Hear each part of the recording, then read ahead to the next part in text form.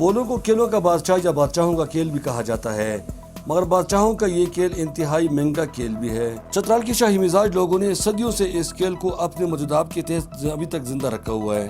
چترال میں 10 روزہ district youth polo festival اختتام پذیر ہوا، جس میں 17 ٹیموں نے حصہ لیا۔ فائنل میچ دروش اور چترال کی پولو ٹیموں کے درمیان کھیلا گیا۔ چونکہ دروش کا پولو گراؤنڈ پچھلے 38 سالوں سے ویران پڑا ہے، جس کی وجہ سے دروش کے کھلاڑی پریکٹس بھی نہیں کرتے تھے، مگر پھر بھی انہوں نے اچھا کھیلا۔ چترال پولو ٹیم نے 1 کے مقابلے میں 3 گولوں سے دروش پولو ٹیم کو شکست دے کر ٹرافی اپنے نام کر لی۔ پولو کوچ آفتاب علم کا کہنا ہے کہ یہ کھیل حکومت کی توجہ چاہتی ہے۔ جی، ہمارا سرکار سے مطالبہ یہ ہے کہ سب سے پہلے ہمارا پولو گراؤنڈ کا بندوبست کریں، اس کا مینٹیننس کا خیال رکھیں۔ اس کے بعد پولو پلیئرز جتنے بھی ہیں ان کو گورنمنٹ کی طرف سے کچھ سرپرستی ہونا چاہیے، اور ہارس الاؤنس کم از کم بڑھائیں تاکہ پولو ترقی کر سکے، آسانی سے ایک بندہ اپنا گھوڑا پال سکے۔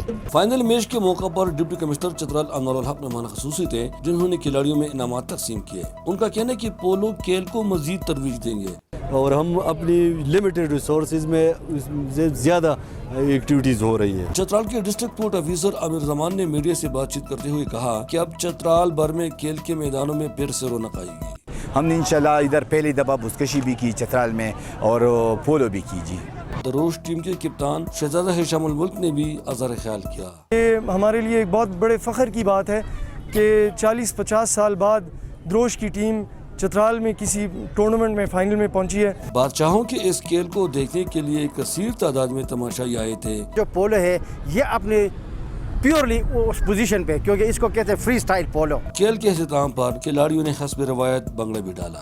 احمد زادہ غلام فاروقی، چترال۔